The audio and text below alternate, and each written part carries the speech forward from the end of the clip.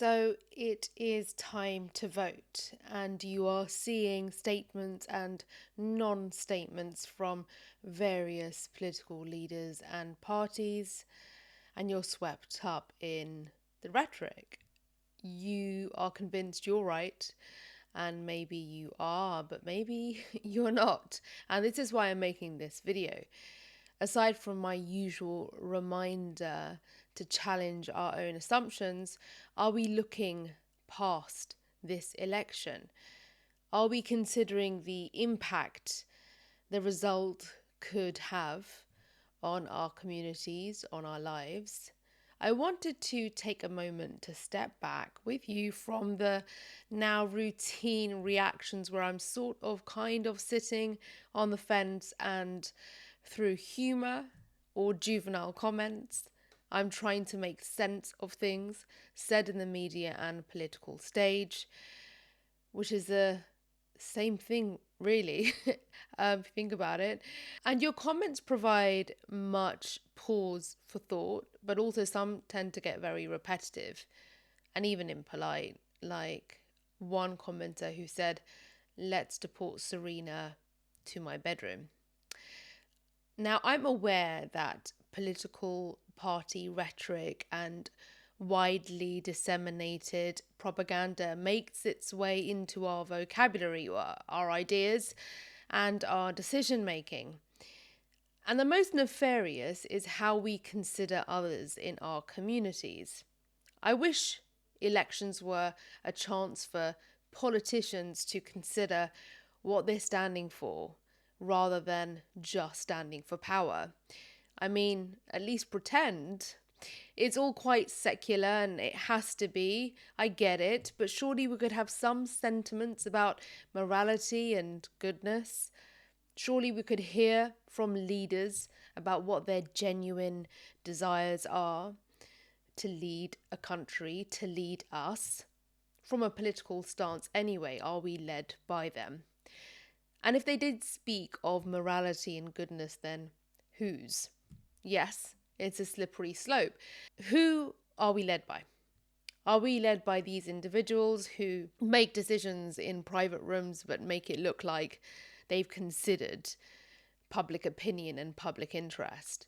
Are we led by these individuals who are posing as if they are at the helm, but actually what's controlling the ship are the interests of others?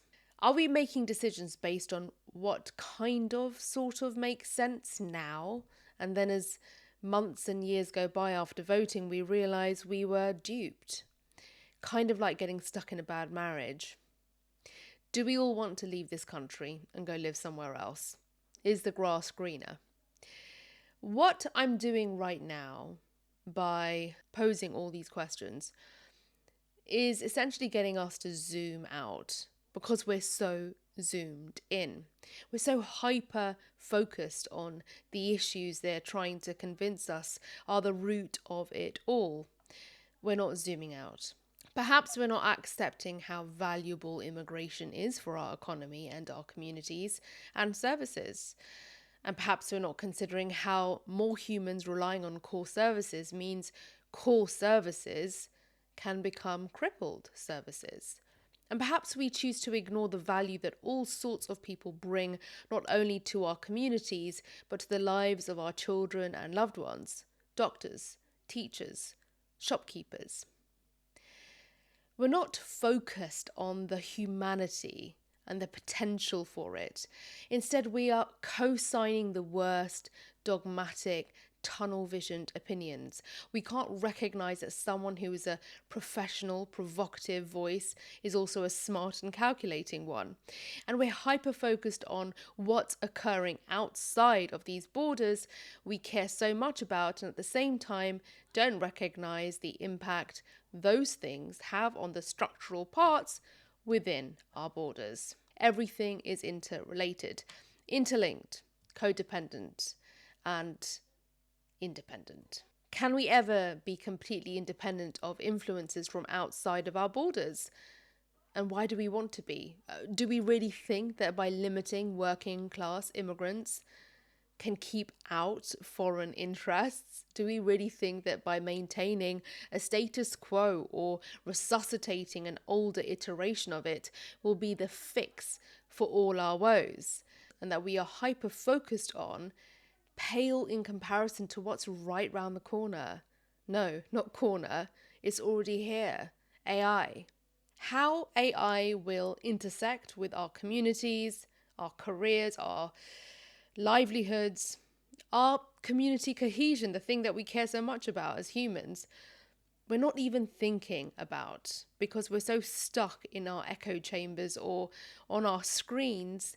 We have a street full of inhabitants all caring about the same human-ish we all care about, the same stuff that keeps us all up at night. There's rising inequality, and there's even more rising inequality in terms of access to growth, progress, and happier lives.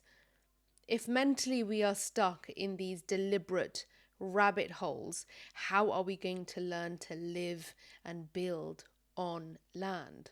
And that's why I started this channel, by improving our media literacy, asking more questions, and cultivating critical thinking. It is possible we won't be so easily duped by political leaders. Thanks for listening.